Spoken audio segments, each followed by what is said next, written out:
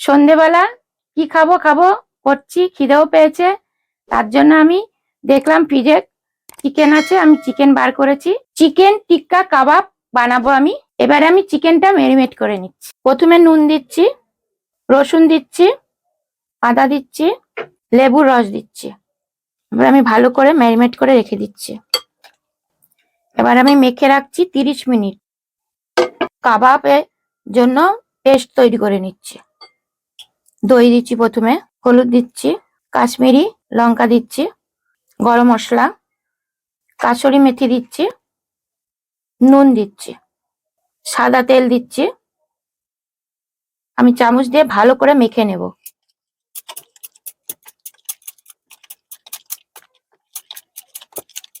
আমার ডোটা তৈরি হয়ে গেছে, আমি 10 মিনিটের মতন ঢাকা দিয়ে রাখছি। বন্ধুরা, আমি আবার ফিরে চলে এসেছি 30 মিনিট পর। এই পেস্টটা আমি মেখে রেখেছিলাম, এটার সঙ্গে আমি মাংসটা ম্যারিনেট করে নিই।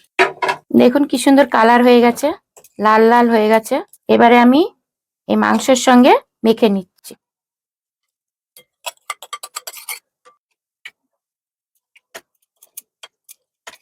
ভালো করে আমি মিক্সড করে দিচ্ছি। এবার আমি উনুনটা ধরিয়ে নিচ্ছি, প্যানটা বসিয়ে দিচ্ছি। এবার আমি সাদা তেল দিয়ে দিচ্ছি।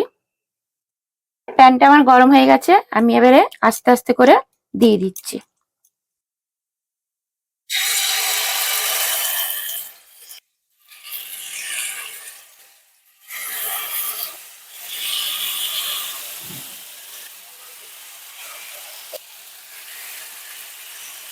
আজকে আমি যে কাবাবটা বানাচ্ছি সেটা এক ধরনের আলাদা, আবার একদিন বানিয়ে আপনাদেরকে দেখাবো এই ধরনের কাবাব। এবার আমি উল্টে দিচ্ছি, আস্তে আস্তে করে গ্যাস করে করতে হবে।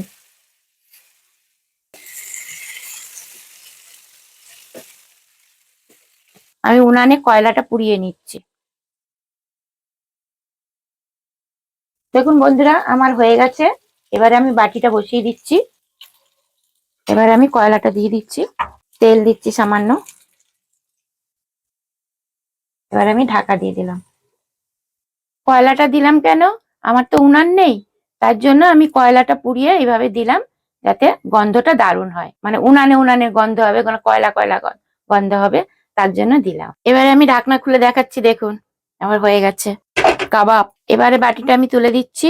সুন্দর গন্ধ বেরোচ্ছে, মনে হচ্ছে যেন আমি উনানে তৈরি করছি, দারুণ গন্ধ বেরোচ্ছে। খুব সুন্দর কালার এসছে। আমার চিকেন টিক্কা কাবাব বানানো হয়ে গেছে।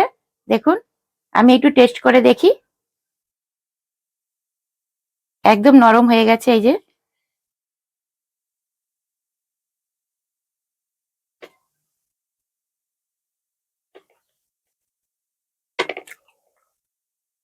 খুব দারুণ হয়েছে, একদম মনে যেন উনানে তৈরি করেছি।